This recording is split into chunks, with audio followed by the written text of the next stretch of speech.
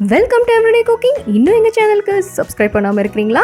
மறக்காமல் கிளிக் பண்ணுங்கள் சப்ஸ்கிரைப் பட்டனையும் பெல் ஐக்கானையும். எப்போது எங்களோட கனெக்டடாக இருங்க அண்ட் சப்ஸ்கிரிப்ஷன் ஃப்ரீ.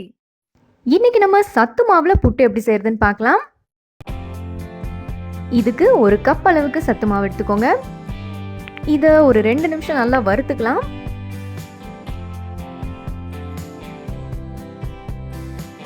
ஃப்ளேமை மீடியம்லேயே வச்சுக்கோங்க. ஒரு 2லேருந்து 3 நிமிஷம் வரைக்கும் வறுத்துருங்க. இதோ மாவு இங்கே நல்லா வறுப்பட்டுருச்சு. இந்த பாத்திரத்துக்கு மாற்றிக்கலாம்.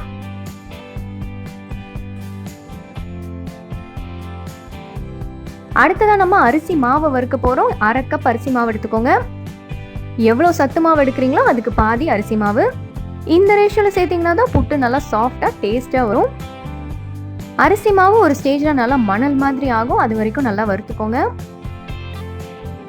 அரிசி மாவும் இங்கே நல்லா வறுப்பட்டுருச்சு. இந்த சத்து மாவோட சேர்த்துடலாம்.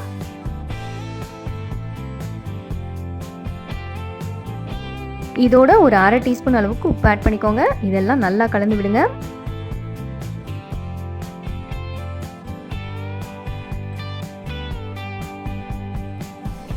அடுத்ததான் நம்ம தண்ணி ஆட் பண்ணிக்கலாம். தண்ணி கொஞ்சம் கொஞ்சமாக ஆட் பண்ணுங்க. முடிஞ்சால் தண்ணியை தெளிச்சு அப்படியே இந்த மாவை உதிரி ஆக்குங்க.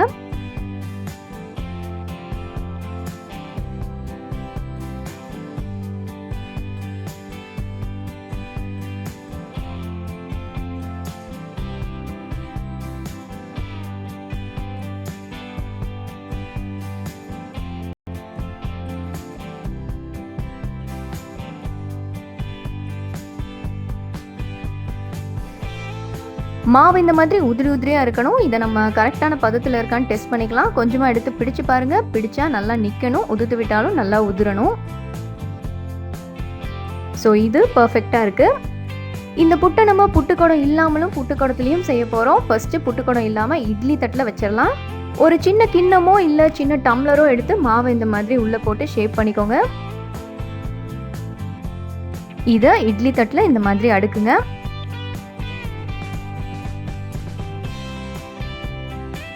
இதை இப்போ இட்லி பாத்திரத்தில் வச்சிடலாம். இட்லி பாத்திரத்தில் ஆல்ரெடி தண்ணி ஊற்றிட்டேன். இதை இப்போ 10லேருந்து 15 நிமிஷம் நல்லா ஸ்டீம் குக் பண்ணி எடுக்கலாம். இதோ நம்மளோட புட்டு ரெடி. வெளியே எடுத்துடலாம்.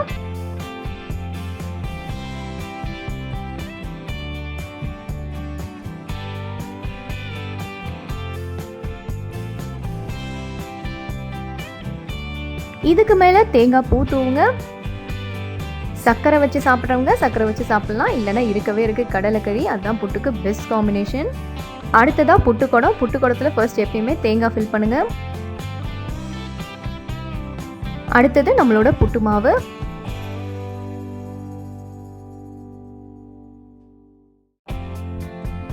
நான் இங்கே பாதி தான் ஃபில் பண்ண போகிறேன். அண்ட் முடிஞ்சதும் தேங்காய் பூ போட்டு ஃபினிஷ் பண்ணுங்கள்.